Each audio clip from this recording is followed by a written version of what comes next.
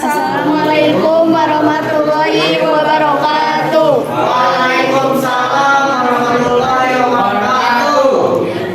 Izin berbicara di depan. Sebelumnya berterima kasih kepada Bu Nisa sebagai guru pengamat presentasi kami sekarang. Kami akan mempresentasikan hasil diskusi kami pada LKPD 1 yang berjudul Air Tanah sebagai Sumber Daya Terbarukan. Sebelum memulainya, izin memperkenalkan diri. Nama saya Gracia Teolodia Purba sebagai moderator. Nama saya Widya Nurwazkia sebagai anggota. Nama saya Nurul Sifajara sebagai ketua. Nama saya Pararanto sebagai anggota. Saya Muhammad Nurfadra sebagai anggota.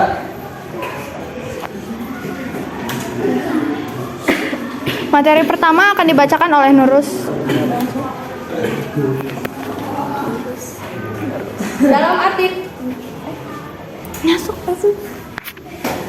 Dalam artikel Pikiran Rakyat, Bambang Arifianto yang berjudul Mata Air Tergusur Proyek Kereta Cepat PT KCIC, tanggapi kesulitan air bersih di Bandung Barat yang menjadi materi observasi dalam LKPD 1 ini.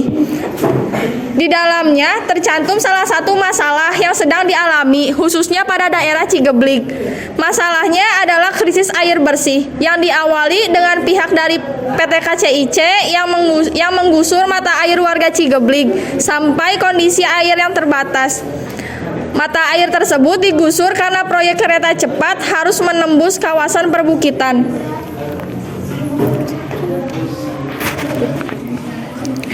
PT KCIC menjanjikan bahwa mata air itu akan diganti dengan sumur bor. Namun nyatanya sumur bor tak akan berjalan lancar karena air tak kunjung keluar dari sumur bor. Sedikit demi sedikit sumur bor itu mengeluarkan air dan keluar hanya seukuran jempol. Air itu hanya dapat diakses melalui rumah ketua RT dan ketua RW saja, sehingga hanya cukup memenuhi 4 rumah warga. Dari situlah air tidak bisa mencukupi Cigeblik, kebutuhan seluruh rumah warga Cigeblik untuk beraktivitas. Bahkan untuk kebutuhan mandi, warga menggunakan air sawah. Air bersih yang ada walaupun terbatas didapat dari saluran pipa dari mata air yang lokasinya lebih tinggi di atas terowongan.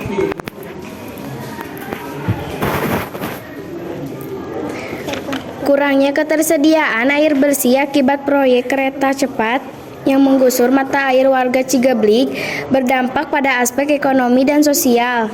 Mengapa? Perlu diketahui bahwa masalah ekonomi muncul ketika sumber daya yang digunakan terbatas untuk memenuhi permintaan, sedangkan masalah sosial muncul karena masyarakat mengalami perubahan sikap sosial. Pada aspek ekonomi, alasannya disebabkan karena warga mengonsumsi air yang tidak bersih. Hal ini membuat seorang warga yang mengonsumsi air tersebut malah mendapatkan penyakit yang berujung harus mengeluarkan biaya berobat. Padahal jika tidak sedang krisis air, biayanya dapat digunakan keperluan lain sehingga perekonomian tetap sejahtera. Dalam aspek sosial juga berpengaruh karena kurangnya air bersih menyebabkan sikap warga menjadi egois. Karena ia ikut andil dalam pengumpulan dana sehingga ia dapat menggunakan air bersih di luar batas kapasitasnya. Dengan kata lain, ia memiliki uang, ia memiliki air yang terbatas, padahal sikap itu sangat tidak pantas. Menurut Max Weber, seorang sosiolog mengungkapkan bahwa tindakan sosial adalah kegiatan yang dimana suatu individu berhubungan dengan individu lain dan pada akhirnya kegiatan itu mengaruhi perilaku orang lain atau dapat dikatakan sebagai bentuk respon terhadap suatu masalah dan apa respon dari warga tersebut. Ada 2 tipe tindakan sosial yang menjadi bentuk respon warga yang dilakukan terhadap masalah krisis air bersih, yaitu yang pertama, tipe tindakan rasional nilai. Sikap warga yang membagi air bersih walaupun terbatas dapat dikatakan sebagai tindakan rasional nilai karena merupakan bentuk etika dari diri setiap warga.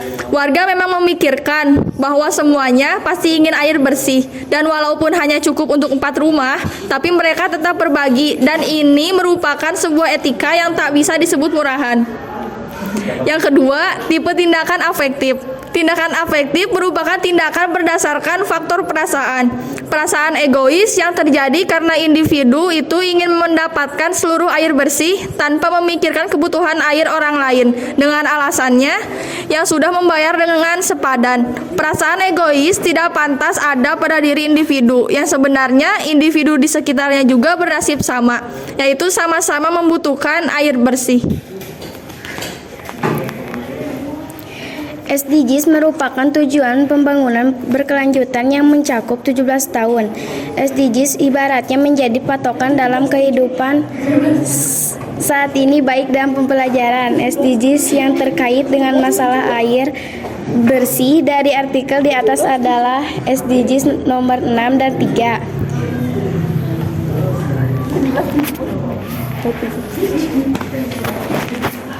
SDGs nomor 3 yaitu kehidupan sehat dan sejahtera.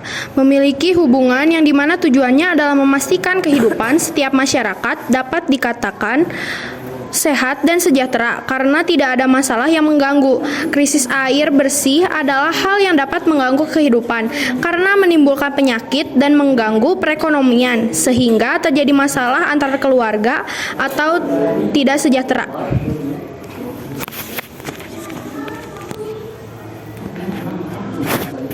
Lalu SDGs nomor 6 yaitu akses bersih dan sanitasi memiliki hubungan yang tujuannya adalah memastikan air bersih dapat dirasakan oleh seluruh masyarakat dan dalam ketersediaan yang mencukupi sehingga permasalahan krisis air bersih diharapkan dapat teratasi oleh para pemerintah yang memberikan dampaknya pada warga dan kita para generasi muda.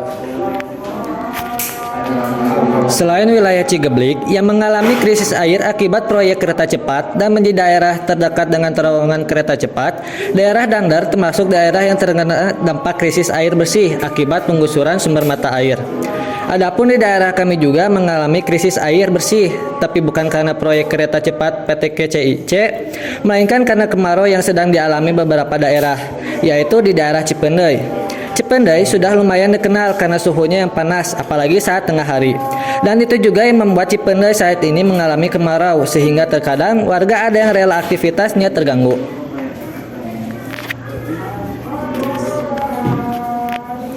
Kesimpulannya, walaupun sebuah proyek kereta cepat tersebut dapat berdampak pada pemajuan era saat ini, dampak negatif yang dihasilkannya harus dapat diatasi oleh pemerintah karena berdampak buruk bagi warga sekitarnya. Air bersih yang bersumber dari mata air dan menjadi sumber kehidupan warga menjadi terbatas karena telah tergusur.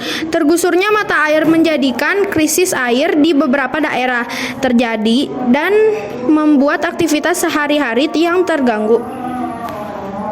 Sekian presentasi dari kami. Mohon maaf bila ada kesalahan dalam pengucapan atau pembacaan materi. Sekian dari kami. Wassalamualaikum warahmatullahi wabarakatuh.